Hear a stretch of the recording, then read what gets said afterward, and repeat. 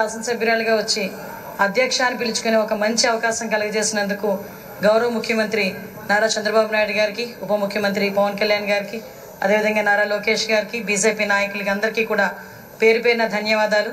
అదేవిధంగా ఈ శాసనసభలోకి నన్ను గౌరవంగా పంపించిన నా పాయకరావుపేట నియోజకవర్గ ప్రజలందరికీ కూడా ధన్యవాదాలు, నమస్కారాలు తెలియజేసుకుంటున్నా.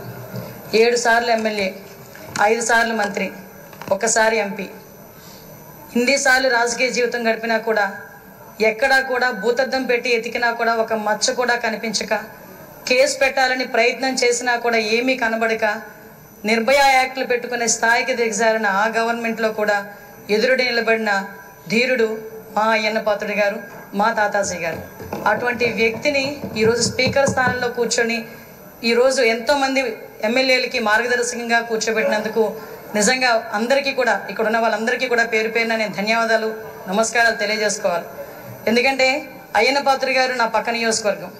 ఎప్పుడూ కూడా గురువు గారిగా నేను రాజకీయాల్లోకి వచ్చినప్పుడు కొత్తగా ఉన్నప్పటికీ కూడా ప్రతి ఒక్క విషయంలోని కూడా మమ్మల్ని గైడ్ చేసి ఈరోజు ఈ పొజిషన్కి తీసుకురాగలిగారంటే ఆ రోజు అయ్యన్న పాత్రుడు గారు ఇచ్చిన స్ఫూర్తి.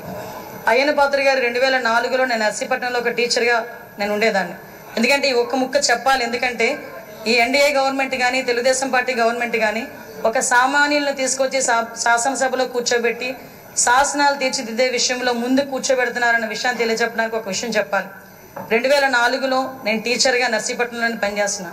ఆ టైంలో గౌరవ స్పీకర్ గారు అక్కడ ఎమ్మెల్యే. ఆ రోజు నేను వెళ్ళి మీకు బొకే కూడా ఇచ్చున్నా, మీ జన్మదినానికి వచ్చి మేము శుభాకాంక్షలు తెలియజెప్పడానికి యాజ్ ఎ టీచర్గా. మళ్ళీ ఈరోజు ఇక్కడ కూర్చొని ఒక శాసనసభలో ఒక మంత్రిగా, ఒక స్పీకర్గా మీకు ధన్యవాదాలు తెలియజేసుకునే ఒక మంచి అవకాశం ఇచ్చినందుకు తెలుగుదేశం పార్టీ అధినేతగా చంద్రబాబు నాయుడు గారికి అందరి తరపున నేను ధన్యవాదాలు, నమస్కారాలు తెలియజేసుకోవాలి. ముఖ్యంగా మీరు చాలా మంది ఇప్పుడు చెప్పారు, 40 సంవత్సరాల సుదీర్ఘ రాజకీయ చరిత్ర, ఎక్కడా కూడా మచ్చలేదు. ఎన్నో పోర్ట్ఫోలియోలు చేశారు, ఎంపీగా చేశారు. అతి ముఖ్యంగా ఒక సామాన్యుడికి అతి దగ్గరగా ఉండి కార్యకర్తకి భరోసాగా నిలబడి అయ్యన్న పాత్రుడు అంటే ఒక బ్రాండ్గా నిల్చున్న వ్యక్తి మీరు.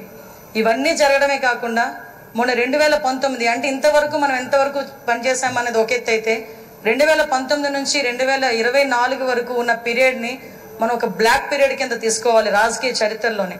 ఎందుకనంటే ఒక శాసనసభ నడిపించడం చేత కాదు, ఒక అడ్మినిస్ట్రేషన్ చేయడం చేత కాక ఒక నియంత పరిపాలనలో ఆంధ్రప్రదేశ్ రాష్ట్రం అట్టడుగుపోయిందన్న సంగతి మనందరికీ తెలుసు. చాలా సందర్భాల్లో తమరితో కూర్చునేటప్పుడు కూడా నేను ఇన్ని సంవత్సరాలు రాజకీయంలో ఉన్నాను కానీ ఇలాంటి ముఖ్యమంత్రిని చూడలేదు అని ఒక్కొక్క సందర్భంలో మీరు మీ భాషలో చెప్పిన సందర్భాన్ని కూడా ఇక్కడ గుర్తు చేసుకోవాలి. ఎందుకనంటే ఇన్ని సందర్భాలు ఒక ఎత్తు అయితే ఈ 5 సంవత్సరాలు మీరు ఎదుర్కొన్న సమస్యలు, నేను ఈ ఒక్క విషయంలోని కూడా మీ కుటుంబ సభ్యుల్ని కూడా నేను అప్రిషియేట్ చేయాలి సార్. ఎందుకంటే 40 సంవత్సరాల రాజకీయ చరిత్రలో మీరు ఎక్కడా కూడా ఒక మచ్చ లేకుండా మీ రాజకీయ ప్రస్థానం మీరు వెళ్తున్నారంటే అక్కడ మీ సతీమణిగా ఉన్న పద్మావతమ్మ కానీ, మీ కుమారులుగా ఉన్న విజయ్ రాజేష్ గారు కూడా, మా కుటుంబ సభ్యులందరూ కూడా మీకు సపోర్టివ్గా నిలబడ్డాం. లాస్ట్ 5 ఇయర్స్లో మనం చూసుకుంటే విజయ్, రాజేష్, అమ్మ ఈ ముగ్గురు కూడా ఎంతో బాధపడ్డారు. రాజకీయంలో ఉన్నందుకు మనం బాధపడడం, మనం ఆ ప్రాబ్లం ఫేస్ చేయడం అనేది ఒక ఎత్తు అయితే ఎక్కడా కూడా తొనకకుండా వెనకకుండా మీకు సపోర్ట్ చేయటం. ఆఖరికి ఎంత దారుణం అంటే మనవరాల్ని కూడా ఇంట్రాగేట్ చేశారు పోలీసులు వచ్చి. చిన్న పిల్ల 3 సంవత్సరాల పిల్లని కూడా ఇంట్రాగేట్ చేసి ఆ అమ్మాయిని కూడా భయకంపితులను చేశారు. అటువంటి సిచ్యువేషన్లో కూడా ఎక్కడా కూడా కదలలేదు.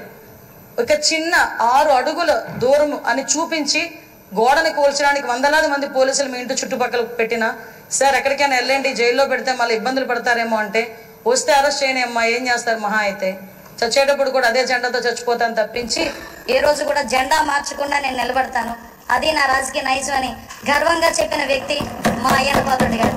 అటువంటి వ్యక్తి ఈరోజు సభా స్పీకర్ స్థానంలో ఉండటం నిజంగా మా అదృష్టంగా నేను భావిస్తున్నా.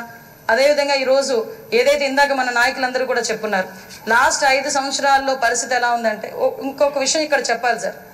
ఎందుకంటే ఈరోజు ఒక బీసీ నాయకుడిని, ఒక 40 సంవత్సరాల సుదీర్ఘ అనుభవం రాజకీయ అనుభవం ఉన్న ఒక నాయకుడిని సరైన పొజిషన్లో సరైన మనిషిని సరైన పొజిషన్లో కూర్చోబెట్టేటప్పుడు ప్రతిపక్ష హోదాలో ఉన్నవారు, ప్రతిపక్ష హోదా కూడా కాదు, మినిమం మా పార్టీ ఎమ్మెల్యేలు ఇక్కడికి వచ్చి పార్టీ సభ్యుల కింద మిమ్మల్ని కూర్చోబెట్టడం ఒక సంప్రదాయం.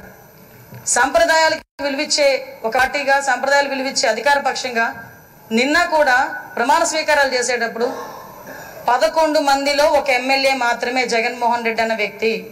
అతనికి ప్రతిపక్ష హోదా లేదు.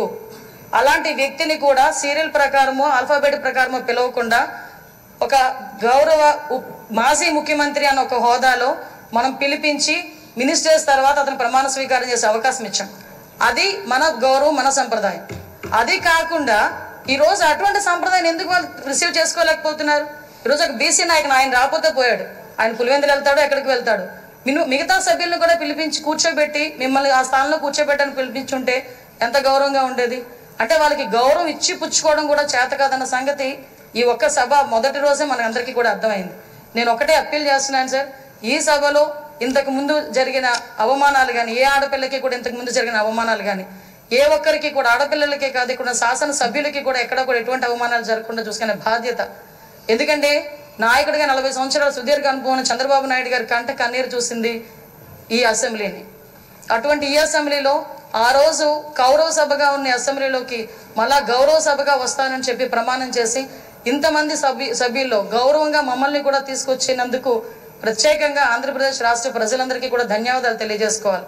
ఎందుకంటే 175 మంది అంటే ఒకటి మాత్రం చెప్పాలంటే 5 కోట్ల ఆంధ్రప్రదేశ్ ప్రజల్లో 175 మందికే వస్తుంది అధ్యక్ష అని పిలిచే పలుకు. ఒకే ఒకరికి వస్తుంది అధ్యక్ష అని పిలిపించుకునే ఒక వర్డ్. అది మీరవ్వటం నిజంగా మా అదృష్టం, ఉత్తరాంధ్ర ప్రజలు చేసుకున్న అదృష్టంగా నేను భావిస్తున్నా. అటువంటి ఉత్తరాంధ్ర నుంచి వచ్చిన మీరు ఈరోజు ఇందాక పెద్దలు గౌరవనీయులందరూ చెప్పినట్టుగా ఉత్తరాంధ్ర ప్రజలకే కాదు ఆంధ్రప్రదేశ్ రాష్ట్ర ప్రజలకి, అదేవిధంగా భారతదేశంలో ఉన్న స్పీకర్లందరికీ కూడా ఆదర్శప్రాయంగా ఉంటారని నేను మనస్ఫూర్తిగా నమ్ముతున్నా. మీకు ఆ బ్యాలెన్సింగ్ ఉంది సార్. చాలా మంది ఏమనుకుంటారంటే మనం స్పీడ్ అవుతామేమో అనుకుంటారు, కానీ మీకు ఆ బ్యాలెన్సింగ్ ఉందన్న సంగతి నాకు తెలుసు. ఎందుకంటే మిమ్మల్ని అతి దగ్గరగా మీ కుటుంబ సభ్యురాలుగా నన్ను ఎప్పుడు కూడా ఒక కూతురుగా చూసుకుంటారు.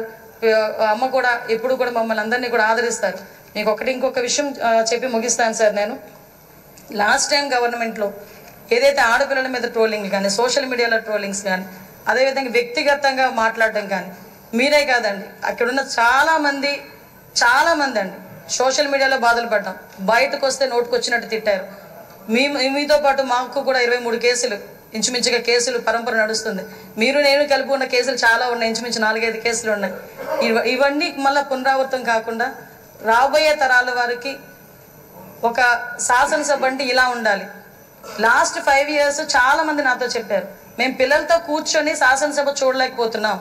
ఇంతకుముందు స్కూల్ పిల్లల్ని తీసుకొచ్చి గ్యాలరీలో కూర్చోబెట్టి శాసనసభ అంటే ఇలా జరుగుతుందని చూపించేవారు.